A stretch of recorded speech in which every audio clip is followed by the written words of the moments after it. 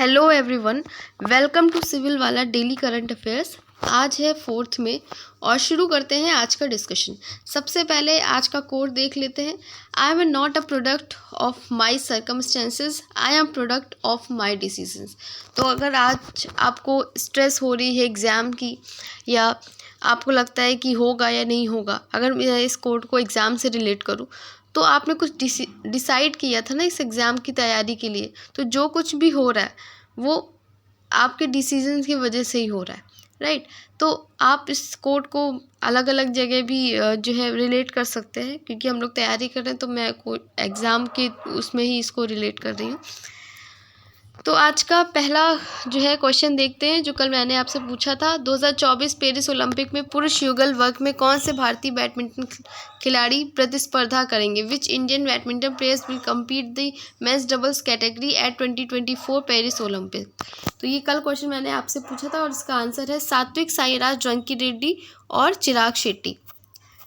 आज का पहला क्वेश्चन देखते हैं। हाल ही में भारतीय सेना और पुनित बालन समूह ने किस शहर में भारत का पहला संविधान पार्क खोलने के लिए सहयोग किया है?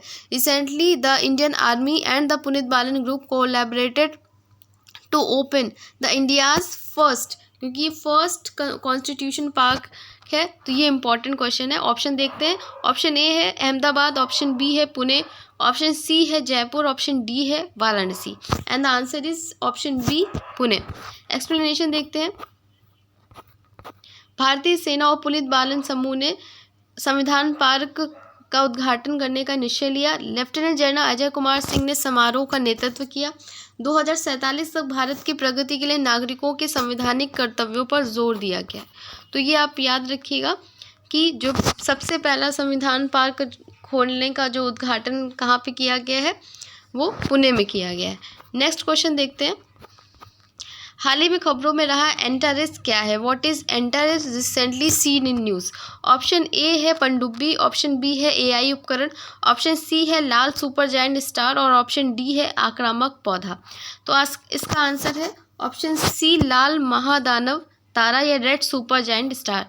ये एंटारेस ऐसा कुछ दिखाई देता है, इसका नाम ही रेड सुपर जायंट स्टार है, रेड दिख भी रहा है। बेंगलुरु स्थित भारतीय खगोल भौतिकी संस्थान ने चंद्रमा के स्कॉर्पियस तारामंडल में, कौन सा है तारामंडल? स्कॉर्पियस तारामंडल में विशाल सुपर लार्ज जायंट एंटारेस के सामने गुजरते हुए रिकॉर्ड किया। एंटारेस सूर्य से 10,000 गुना अधिक चमकीला है और इसका व्यास 700 गुना और जो हमसे 600 प्रकाश वर्ष दूर है। तो इस तरीके के जो क्वेश्चन होते हैं उससे पूछ लिया जाता है कि ये है क्या। जैसे यहाँ पे इसमें लिखा हुआ था कि ये पनडुब्बी है, एआई उपकरण है, तो ये क्वेश्चन जो है वो बहुत पूछे जाते हैं दोनों ही एग्जाम्स में। तो आप इस तरीके के क्वेश्चंस पे नज़र बनाए रखा करिए। नेक्स्ट क्वेश्चन है। हाल ही में प्रतिभूति अपीली न्यायाधिकरण सैट के पीठासीन अधिकारी के रूप में किसे नियुक्त किया गया है? Recently who has been appointed at the presiding officer of the security appellate tribunal? ये सैट का जो है फुल फॉर्म था सिक्योरिटी एपिलेट ट्रिब्यूनल।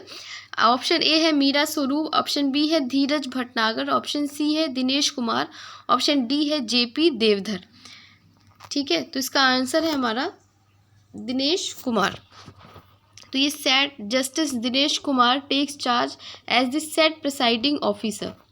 एक्सप्लेनेशन देखते हैं। कर्नाटक उच्च न्यायालय के पूर्व मुख्य न्यायाधीश और न्यायमूर्ति दिनेश कुमार को दिसंबर में 2023 में न्यायमूर्ति तरुण अग्रवाल की सेवानिवृत्ति के बाद छोड़ी गई 4 महीने की रिक्ति को भरने के लिए सैट के पीठासीन अधिकारी के रूप में नियुक्त किया गया।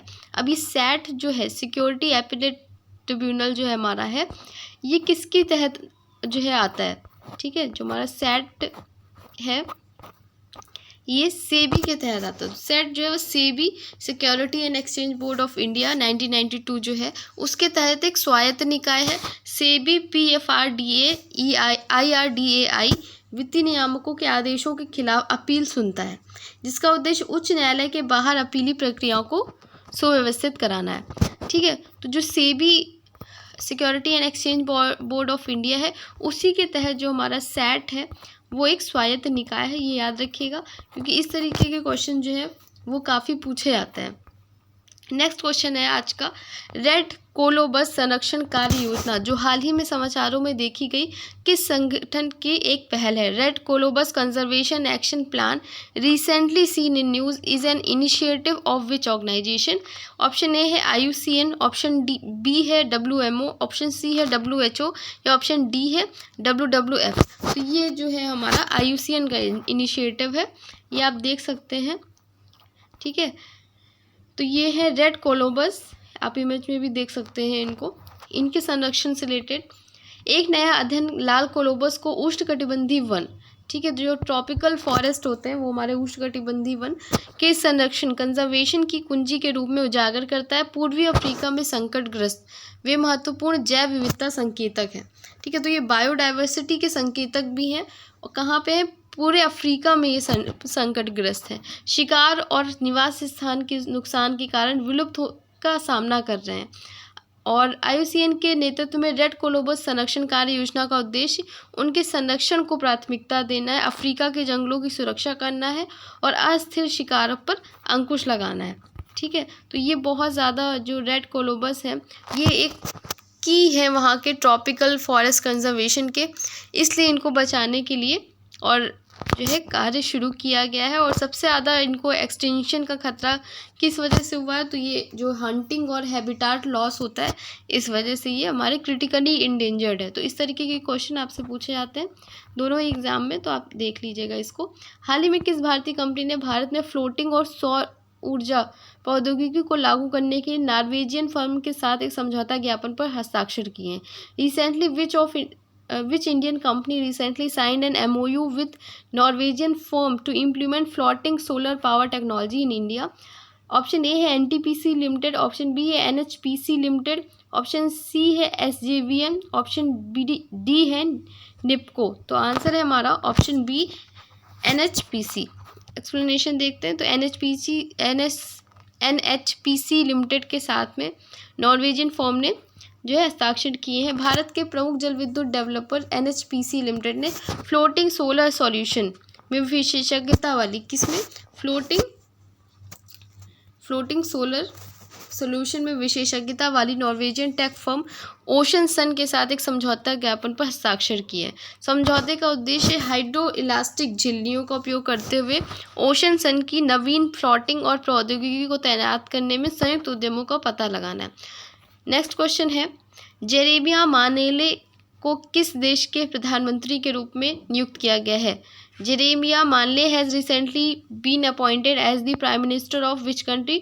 ऑप्शन ए है मालदीव, ऑप्शन बी है सोलोमन द्वीप, ऑप्शन सी है सिंगापुर और ऑप्शन डी है नामीबिया। तो इसका आंसर है हमारा ऑप्शन बी सोलोमन द्वीप। एक्सप्लेनेशन देखते हैं। तो ये है Jeremiah Manele elected Solomon island prime minister. दक्षिण प्रशांत में स्थित है हमारा जो सोलोमन द्वीप है, उसके प्रधानमंत्री के रूप में जेरेमिया मानेले को नियुक्त किया गया। 49 सांसदों वाले मतदान प्रक्रिया में जेरेमिया मानेले को 31 वोट मिले थे। तो ये सोलोमन द्वीप हमारा कहाँ पे है? दक्षिण प्रशांत में है। हाल ही में किस देश ने अपनी नई करेंसी जारी की है? Which country has recently release its new currency? Option A है दक्षिण अफ्रीका, ऑप्शन बी है जिम्बाब्वे, ऑप्शन सी है केन्या और ऑप्शन डी है Iran. And the answer is option B Zimbabwe. तो ये नई करेंसी जो है जिम्बाब्वे ने अपनी जारी की है। जिम्बाब्वे देश में लंबे समय से चल रहे मुद्रा संकट के बीच जिम्बाब्वे गोल्ड का ही संरक्षित रूप नामक एक नई मुद्रा लॉन्च की है। इसे इलेक्ट्रॉनिक रूप में लॉन्च किया गया है। ठीक है, इसे इलेक्ट्रॉनिक रूप में लॉन्च किया गया है। 2009 के बाद ये छठा मौका है जब देश में नई मुद्रा लॉन्च की गई। जिम्बाब्वे कहाँ का है? तो ये एक दक्षिण अफ्रीकी देश है और इसकी राजधानी हरारे। तो ये स्टेटमेंट में आपसे पूछ सकते हैं कि ये नई मुद्रा लॉन्च की, ये तो सब याद कर लेंगे, लेकिन कैपिटल कोई नहीं याद कर पाएगा। और दक्षिणी अफ्रीका में है कि पूर्वी अफ्रीका में, लोकेशन लोगों को नहीं पता होगी। तो ये सारी चीज़ें आप ज़रूर याद रखिए क्योंकि अब चीज़ें स्टेटमेंट में आ रही, ईजी क्वेश्चन नहीं आते।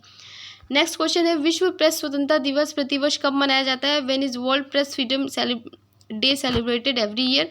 ऑप्शन ए है 2 मई, ऑप्शन बी है 3 मई, ऑप्शन सी है 4 मई और ऑप्शन डी है 5 मई। And the answer is option B है हमारा 3 मई, यही हमारा आंसर है। तो वर्ल्ड प्रेस फ्रीडम डे जो है कब सेलिब्रेट किया जाता है? 3 मई को। Where there is press freedom there is hope. तो हमारी जो रैंक है वो लगातार गिरती भी जा रही है।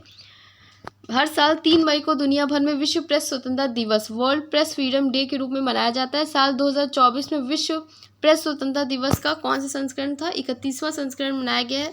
साल 1993 में संयुक्त राष्ट्र महासभा ने 3 मई को प्रेस स्वतंत्रता दिवस के रूप में मनाने का निश्चय किया था। जो दिवस थीम इम्पॉर्टेंट होता है, याद रखिएगा। NPCI इंटरनेशनल पेमेंट्स लिमिटेड ने UPI जैसी सेवाओं के लिए किस अफ्रीकी देश के साथ समझौता किया है? NPCI international payments limited has signed an agreement with which African country for service like UPI। ठीक है, तो ये ऑप्शन ए है दक्षिण अफ्रीका, ऑप्शन बी है घाना, ऑप्शन सी है सेनेगल और ऑप्शन डी है नामीबिया। तो ऑप्शन डी हमारा आंसर है, नामीबिया। ठीक, तो नामीबिया के साथ हमने जो है वो साइन किया है। National payment corporation of India NPCI की अंतर्राष्ट्रीय शाखा ने NPCI इंटरनेशनल पेमेंट लिमिटेड ने UPI जैसी तत्काल भुगतान प्रणाली विकसित करने के लिए बैंक ऑफ नामीबिया से, तो बहुत सारी अफ्रीकन कंट्रीज़ न्यूज़ में है, जैसे अभी नामीबिया है, जिम्बाब्वे, तो इसकी आप लोकेशन ज़रूर देखते रहिएगा और कैपिटल्स भी। ये समझौता नामीबिया डिजिटल पेमेंट्स को बढ़ावा देने के लिए किया गया है। नेक्स्ट क्वेश्चन है और आज का लास्ट क्वेश्चन भी है। गोल्डमैन पर्यावरण पुरस्कार को ग्रीन नोबेल पुरस्कार के रूप में जाना जाता है। यह पुरस्कार गोल्डमैन सैक्स फाउंडेशन द्वारा प्रदान किया गया है। Consider the following statement, the Goldman environmental prize is also known as green Nobel award. The prize was awarded by Goldman सैक्स फाउंडेशन। ठीक है, which statement are given is above correct? तो ऑप्शन ए है केवल एक, option B है केवल दो, ऑप्शन सी है एक और दो दोनों, और ऑप्शन डी है ना तो एक ना तो दो। तो ऑप्शन ए हमारा जो है करेक्ट है, केवल एक। देख लेते हैं, तो ये आलोक शुक्ला हैं जिन्हें मिला है ये अवार्ड। तो Alok Shukla wins prestigious Goldman environmental prize 2024। देखते हैं, छत्तीसगढ़ बचाओ आंदोलन और वन और आदिवासी कार्यकर्ता आलोक शुक्ला ने छत्तीसगढ़ के हसदेव अरण्य क्षेत्र जो वहाँ का है उसमें 21 नियोजित कोयला खदानों में 4 एकड़ से अधिक जंगलों को बचाने के अभियान में पुरस्कार मिला है। तो किसको मिला है? आलोक शुक्ला को मिला है। कहाँ के? ये छत्तीसगढ़ में से रिलेटेड है।